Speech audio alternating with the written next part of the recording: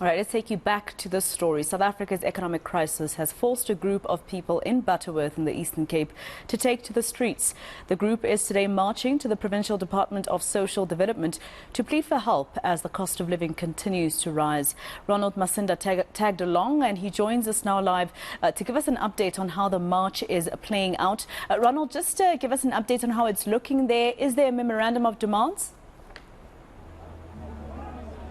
Good afternoon, Maseko, and apologies to the viewers for that technical glitch earlier on, but we are in Butterworth where the march that took place, it was organized by the Democratic Alliance in the province, and they say that it's high time that people, ordinary South Africans, stand up for their rights and continue putting pressure to government with regards to the high cost of living and the fuel prices. But as we do these stories, sometimes, Maseko, we choose to also listen to ordinary people's stories. Now, earlier we were in an area called a Smuts Informal Settlement, where we spoke to a family of 7, and they live in a small informal settlement, and that's been their case for the past 40 years. Now, they only source of income is to sell wood, and the family are telling us that they are struggling to put food on the table.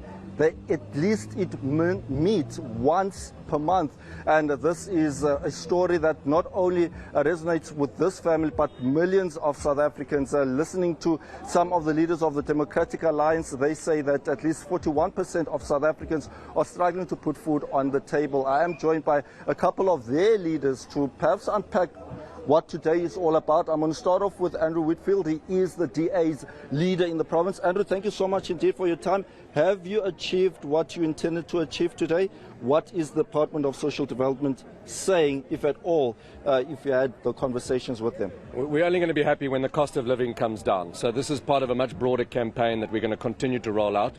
Sadly, the Deputy Director of the department refused to come and accept a memorandum after previously agreeing to do so. So we're now going to take that memorandum to Bishu, directly to the MEC for Social Development and to the Premier. There are a number of interventions and proposals that we've made around the cost of living, specifically around VAT and zero-rated goods, and making sure that we can identify products that the poorest South Africans need to survive and to bring the cost of those food prices down. We've also highlighted the cost of fuel, which drives up obviously inflation and the cost of living for ordinary South Africans. And I think that we've achieved one thing today, which is to highlight for the people of Butterworth that there is somebody who's fighting for them on this absolutely critical issue.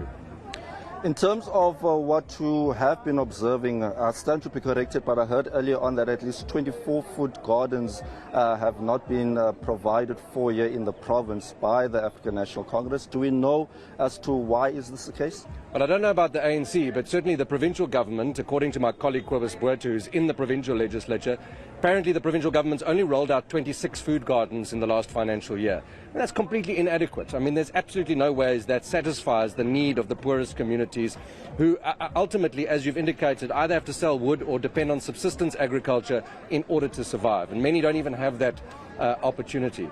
So my colleague in Bishu will be taking that issue up and continue to push for it. It has been something we've been driving for some time. And in the National Parliament, we've been raising issues with the Minister of Finance and the Department of Social Development to deal with the cost of living, specifically the cost of taxes and the burden that that's putting on South African citizens. Before I let you go, just your reaction from some of the statements made by the Premier yesterday. We spoke to him. He's been very vocal about the issues that the DA has raised here in the province, in particular at Nelson Mandela Bay municipality, where he says the DA, when it suits them, they choose to be part of coalitions, saying that coalitions work, but suddenly coalitions don't work.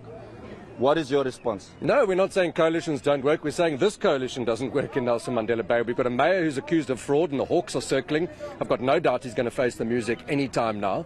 There's a mayor the ANC put into government. We believe coalitions can work. We just don't believe that they can work with the ANC. They've demonstrated that they can't. Whenever we're in government, in coalition government, there are tangible deliverables which are there for everybody to see in terms of improvements. I'm delighted, however, that the Premier is taking notice.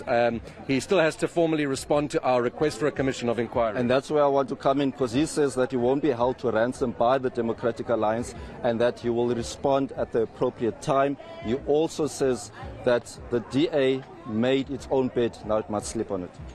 No, well, I think that all political parties contested the elections in 2021. The electorate decided to give the ANC and the DA equal number of votes. We contest equally to form coalition governments. We absolutely didn't make the mess that is currently happening in Nelson Mandela Bay. Complete under-expenditure on the capital budget. The service delivery has collapsed. The mayor is implicated in very serious allegations of fraud with very compelling evidence. That is the ANC's bed that they've made in, and now they can't sleep in it because they're having sleepless nights while the DA is banging down the door, driving the issues that matter. And on this particular campaign, the cost of living crisis, the Premier says we're politicising it. I mean, that's the laziest excuse from the Premier in government, who has the power to make actual changes to the conditions in which people live. He's lost touch. He's lost complete touch. All right, so let's bring you in quickly before we wrap up, Masego. Let's bring in a member of the National Parliament. Now, where the DA has led, it has lauded its efforts in the Western Cape, but some differ on this view, especially from poorer communities, your townships. What are you going to do differently if you go into power?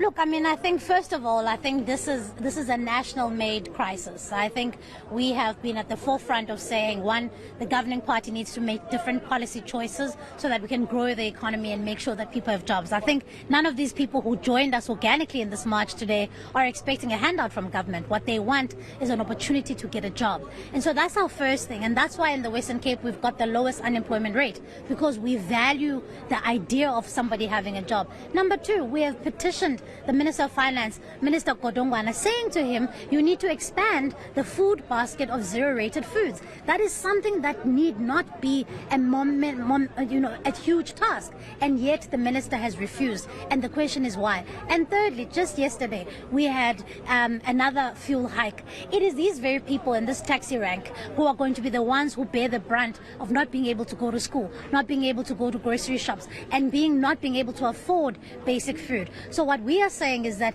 at a national level, there are different choices that you can make. You can make sure that people who are on social grants are getting their grants on time. You can make sure that people who do need the assistance are getting the assistance. And you can make sure that the 7 out of 10 young people are in work. Before I wrap up, the family that we spoke to just in the intro that I introduced, the family of 7, and speaking to them, and this is a reality in the Eastern Cape, they say that they will be voting for the ANC, and I think they speak on behalf of millions of people here in the province.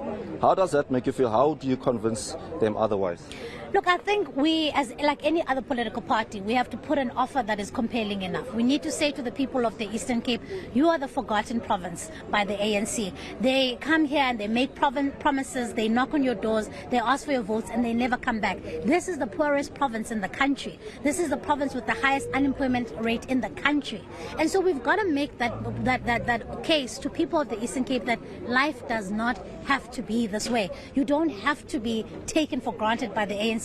You can choose differently. You can choose a government that will care for you. And that's going to be the task of people like Andrew and people like here, my leaders here, who are going to be knocking on doors to say to the people, yes, you may have an emotional attachment to the ANC, but it no longer has an attachment to you. Instead, it is detached, and it is a government that is out of touch. All right. Thank you very much indeed for your time. Well, those are some of the views from the Democratic Alliance leadership. Ronald Masinda in the Eastern Cape.